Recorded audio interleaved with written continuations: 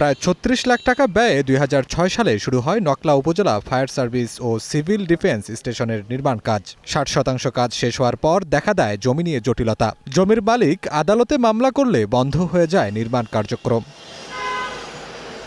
প্রায় ১৭৪ বর্গ কিলোমিটার আয়তনের এই উপজেলা গঠিত একটি পৌরসভা ও ৯টি ইউনিয়ন পরিষদ নিয়ে। এর জনসংখ্যা ২,৮,৭৬৫ জন। অগ্নি দুর্ঘটনা কিংবা অন্য কোনো দুর্যোগের সময় ভরসা শেরপুর সদর বা পাশের উপজেলা নালিতাবাড়ী। দ্রুত সময়ের মধ্যে ফায়ার সার্ভিস হোক, এটা নকলা উপজেলার একমাত্র প্রাণের দাবি এবং সকলের দাবি।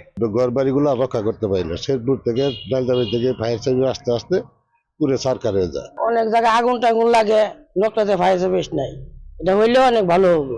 নকলা ফায়ার সার্ভিসের উপপরিচালক জানান, গাড়ি পাম্প জনবল থাকা সত্ত্বেও জমি নিয়ে উচ্চ আদালতে মামলা থাকায় থমকে আছে স্টেশনের কাজ।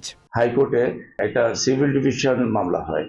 এই মামলার কারণে ২০১৭ সাল থেকে এই ভবনের কার্যক্রমটা বন্ধ ছিল, এখন পর্যন্ত বন্ধ আছে।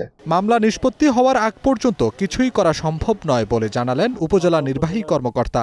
ফায়ার সার্ভিস এবং সিভিল ডিফেন্স স্টেশন নির্মাণ বা চালু করার বিষয়ে যে জটিলতা, সেটা আমি যোগদান করার পরে এই বিষয়ে খোঁজখবর নিয়েছি। তো সরকারের অনুকূলে এই রায় আসলে পুনরায় এই ফায়ার সার্ভিসের যে অসমাপ্ত কাজ সেটি শুরু হবে বলবে মর্মে তারা আমাদেরকে জানিয়েছেন। উপজেলা হিসেবে নকলার যাত্রা শুরু হয় ১৯৮৩ সালের জুলাইয়ে, অথচ ফায়ার স্টেশন নির্মাণ হয়নি ৪২ বছরেও। আফরাজ জামিন, গ্রিন নিউজ ডেস্ক।